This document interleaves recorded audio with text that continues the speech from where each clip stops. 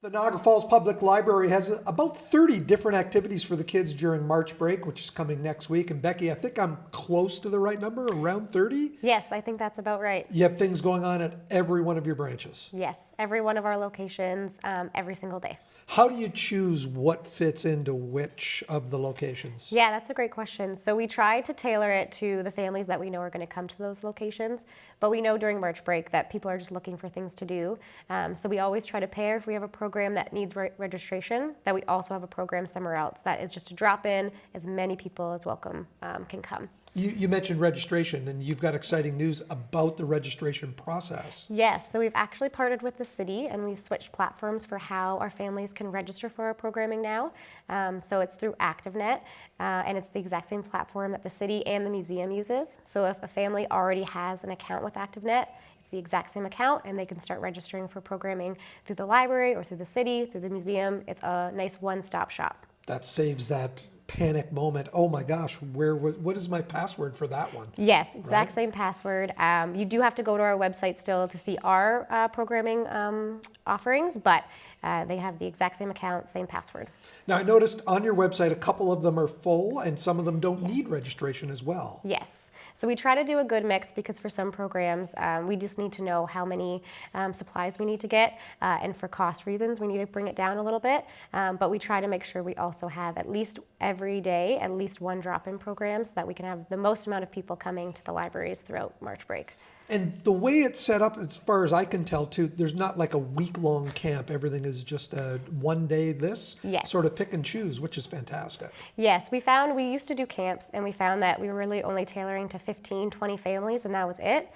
So we really tried to open it up more, and now we can get families coming in every single day, multiple days, or for multiple programs in a day.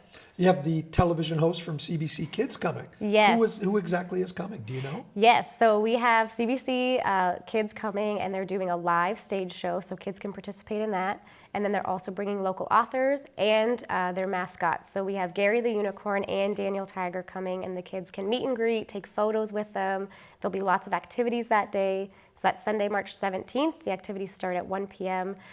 It's going to be 2 full hours of lots of fun activities, the live stage show, meeting local authors, and there'll be lots of prizes that will be given out that day too. So we're really hoping to have a big amount of people coming. Is that at the Victoria branch? Where is that? Yes, the Victoria. In that room, that conference room? So it'll actually be throughout the entire library. Oh, beautiful. Yeah, so we'll do the live stage show in our teen area. We're kind of opening it up, moving some collections around, and then the meet and greet is going to be right on the street in front of the pond.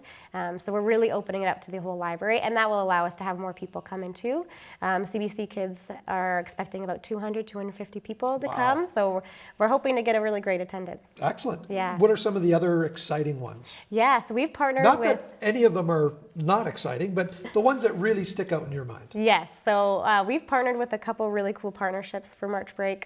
We partnered with Brock University, and we're doing a game expo on Friday, March 15th. We did this last year with them as well. So 30 of Brock students have to create their very own video game. Right. And they bring them to the library, and the kids can test them out. They'll be the first ones to ever play them, and they'll get to talk to the game designers and be like, hey, this works well, this doesn't, and give them actual feedback. What a great way to introduce them to the whole process too, Yes, right? It's a really cool opportunity for the kids and also for the Brock University students to get that feedback from, kids who just love playing video games. So that's for ages 6+ at our Victoria location. And yeah, they get to talk with all of the Brock University students as well. A couple of other ones? Yeah, so we've also partnered with the Rotary Club of Niagara Falls, which I'm really excited about. We have a story walk trail on the Millennium Trail. So on Wednesday, March 13th at 10 a.m., we'll be there. The Rotary Clubs of Niagara Falls will be there. They'll be giving out Timbits and hot chocolate donated by a local Tim Hortons. And they'll be able to walk the trail reading the stories. We've changed them out seasonally, so we'll be putting out 4 new stories the week before March break, so there'll be brand new stories for the families to read. We've also partnered with Early On, and they'll be there to provide activities. So it'll be a really nice outdoor event to get the families and kids out for March break, reading some stories, doing some activities, and getting a little snack. There's also some art and craft oriented sessions? Yes, so we really try to do a good basis of like STEAM programming. So we have a bunch of science, technology, robots, and then we have a lot of art programming as well. My favorite will be the color mixing lab, which is happening actually at the Chippewa Chippewa Willoughby Memorial Arena. All of our Chippewa Library programs are happening at the arena right now for accessibility reasons. Right. And we're really excited to be able to do some programming. It's a bigger space out there. The parking lot is definitely a little bit better out there.